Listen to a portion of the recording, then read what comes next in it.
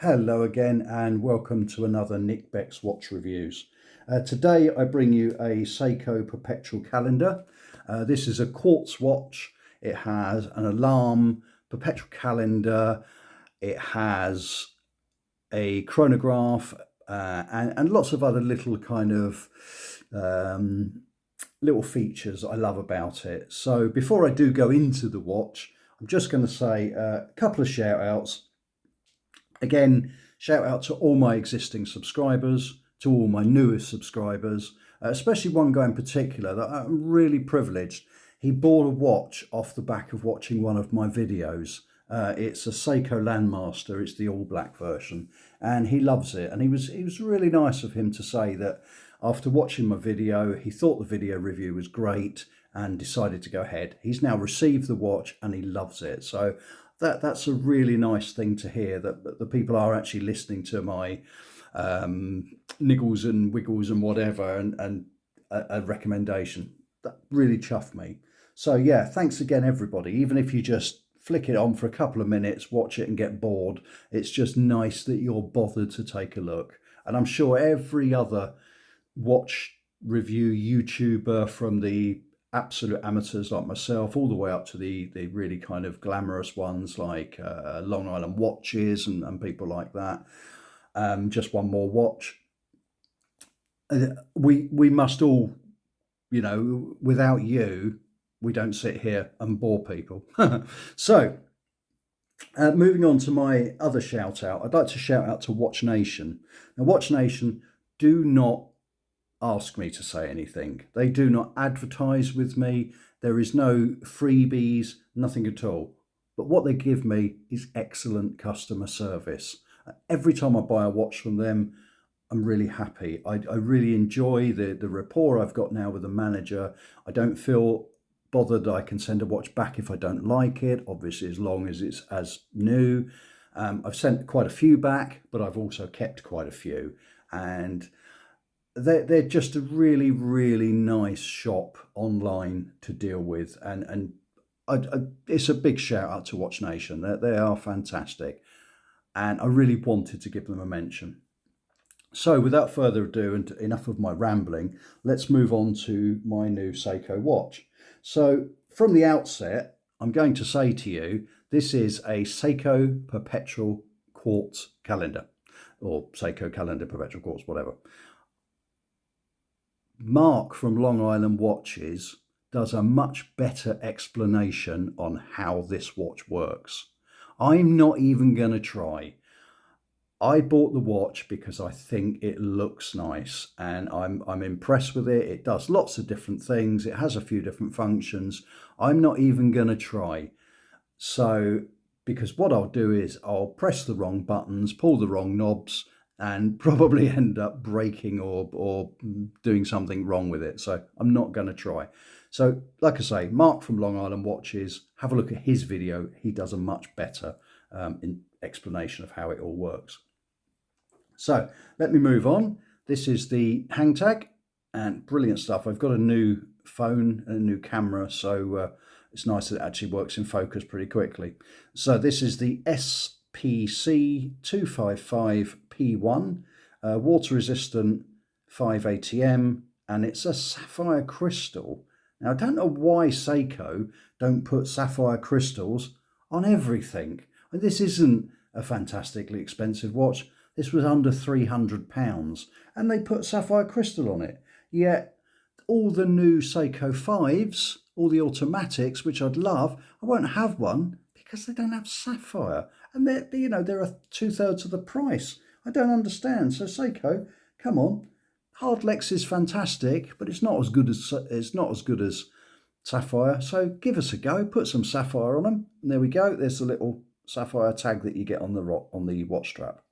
So you'll probably spot straight away, if you've already seen this watch, I've got this one on a NATO. Now, it comes with a nice, fairly good quality calf leather, black kind of mock croc strap. To be honest, it's only down to opinion. I just think, do you know what? There's too many mock croc straps around on dressy watches. So I got rid of it. Now, I actually sent it, I think I gave it to somebody because I wasn't going to use it myself. So now I'm kind of stuck with the NATOs or buying a new strap. However, as you probably gathered recently from some of my old videos, I've actually got a bit of a thing for NATOs now. I love them. They're so versatile and you can change the look of a watch in a heartbeat. And that's a brilliant thing. So, almost said it. I'm actually going to show you the watch now. Let me just take it off the cushion and bring it up to the camera. So here it is. Now, as you can see, it's quite a complicated dial. You have, as you can see up on the, go up to the 12 area, you can see your Monday, Tuesday, Wednesday, Monday to Sunday, should I say. And then the bottom dial is your alarm, your 6 o'clock dial is your alarm. And the 9 o'clock dial is the running seconds. So, like I say, I'm not even going to bother to try and explain how this guy works. But you'll see there's different hands, like a long chronograph second hand. Now, if I just bring that right up to the camera, let's get that nicely in focus. There we go. You can see the half moon up here at the 1 o'clock is pointing at 6, and it is the 6th today. How they work that out, I don't know. If I press that, you'll see it move round and it goes all the way to November. So the 6th of November. And then I depress it again. It goes up to the fact, apparently this is a measurement of a leap year. And you can see the little red or orange digits up the top tells us it's not a leap year. Now it's gone back to 6 o'clock. Sorry, back to the 6th, the date. So if I press it again, you can see the hands flying around all the way up to the 12 o'clock position with the little one on the bottom. And we've now got a working chronograph. And as you can see, just under the 11 in the Arabic numerals, it says CHR, chronograph. So, depress as normal the top button, and you'll see the chronograph start working. Depress it again, it stops, and then hit the bottom button, and that will go all the way round to reset. Hit the bottom button again, and you'll see the half crescent goes all the way round to the 6th, and you can see the alarm hands going round to the 2nd time zone. So this one's got a dual time on it. It's also got an alarm. It's got so much on it, this watch. I really, like I say, it would take forever to explain it, and I wouldn't understand it if I did, and I would probably make such a hash of it, you wouldn't understand it. But you can see the months from the 8 o'clock going around January, beg your pardon, to November. You can see the dates from 12 o'clock going at 1 all the way round to 7 at 1 to 31. You've got the leap year up by the 11. And like I say, you've got an alarm on it as well, which is the bottom dial. Now, unfortunately, or fortunately, it has no loom on it. But obviously you can see with these white hands on this almost piano black dial, I'll just tilt that into the light a bit, it's very, very legible. And love the Arabic numerals. I think they're cracking. You have on the 2 sub-dials at the bottom of the dial rung with a couple of stainless steel rings. Hands are kind of, I don't know what they are actually, somebody could probably tell me, but they're very, very delicate, kind of really old-fashioned, really retro, all in white. You've got the long chronograph second hand that has a red point, and the half moon crescent on the other end in red. So that's the dial. Seiko Chronograph Perpetual, just written over there by the 3. So now let me turn the watch onto the side just to show you a couple of the other kind of really cool little features. So just here, my hand's shaking so much. You have the crown and you have the pushers. And on the top of the crown, there we go, in focus, you have this little black gem. Now, I guess it's onyx or something like that. I don't know. But I just think it's those little touches that make this a cool watch. So it's mostly brushed, as you can see. And then on the top of the bezel, it's highly polished. So it's 41 for the case size on this guy, from there to there. And I've measured it at a 46 lug to lug. So it's not a huge watch at all. It's actually, it doesn't wear like a 41. I would say it wears like almost like a 38. So it's quite a small looking watch on the wrist.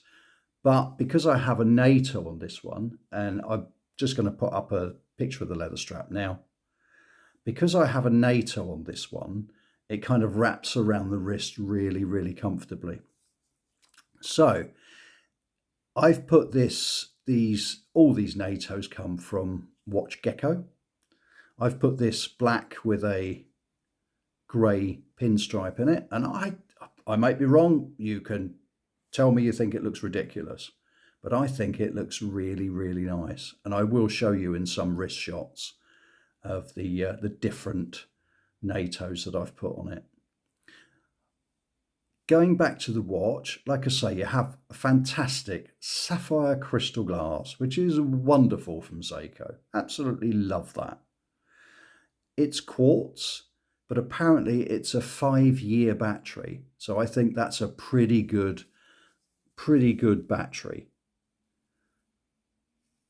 Unfortunately, and it's probably the only downside, when this watch needs a replacement, because of the complexity, if that's such a phrase, of all the different functions, it needs to be sent back to Seiko for them to replace the battery and reset the chronograph, the perpetual calendar.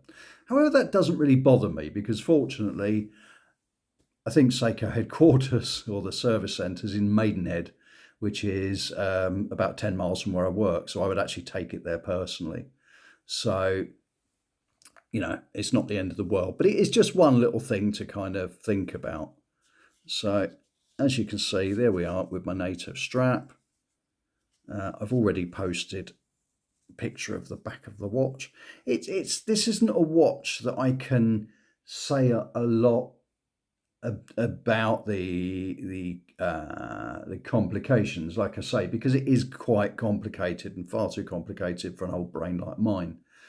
But what I can say, it's not a light watch and it's not a heavy watch. It feels like it's quality. It feels like it's nicely made.